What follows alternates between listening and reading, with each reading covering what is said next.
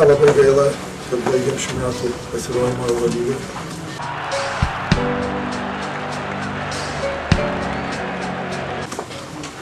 Stengiamės, kiek galėjom. Matyt, mūsų pajėgumas yra toks, koks jis yra. Viską matėt patys.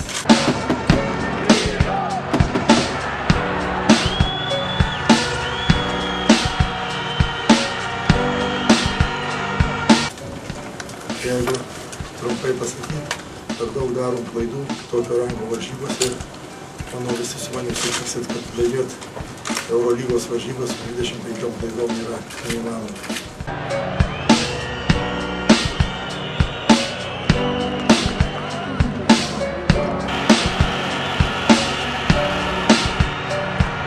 Manau, ir jaudulys, ir nuovargis. Vis tik mes visas atsakingas varžybas žaidžiam 7-8 žaidėjais. Mes matėm Bojaną. Jis tikrai sąžiningas žaidėjas, bet paprasčiausiai neveža fiziškai. Tiem žaidėjim trūksta meistriškumo. Tai akivaizdu. Kodėl rungtynės pradėjot nestandartiniai, ką patenka? Todėl, kad pereitas rungtynės turėjom problemų pradėdami su Zavacku. Chimenezas mum įmetė 3 tritaškius. Bandėm pastatyti šiandieną dieną, įdengti.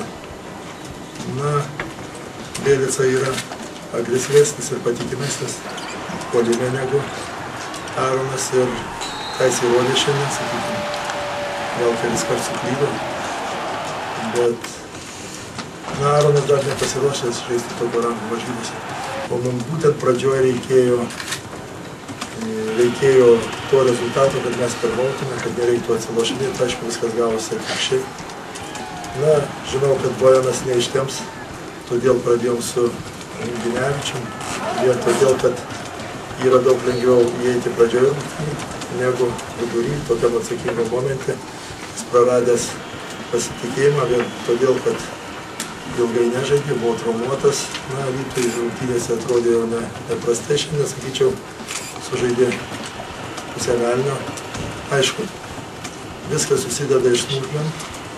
Tai, sakysim, ta bauda lemiamų momentų, kai liko 30 sekundžių ir mes turėtume dar vieną ataką, jeigu būtume apsigynę. Buvo padaryta bauda, sumetė Lukas Baudas. Na, jeigu atvirai pasakius, man sunku mūsų žaidėjim paaiškinti kiekvieną momentą, kaip pasielgti tuo momentu, kaip tuo. Jie daugelis iš jų jauni, pradeda savo karjerą ir sudėtingai. Kaip dėl pabaigos buvo kažkoksai modelis, kad bus, jeigu ispanai prames, ar žaisti dėl pratęsimo, ar bandyti išplėšti pergalę tritaškių, ar viskas daugiau improvizuotai vyko? Ne, mes turim derinį, mes norėjom, kad išmestų Martynas Gicevičius į krepšį, nes jisai yra mūsų, sakysim, puolimo smaigalys. Deja, nesugebėjom per 7 sekundės pervarti kamuolį į kitą pusę. Vėlgi, susidarėm su individualiom problemom. Jeigu žaidėjas spaudžia 3 žmonės, kažkas tai du laisvi, pakel galvą, nepasuot, aišku, čia yra individualus meistriškumas, mes šiandien dienai jau pristingom.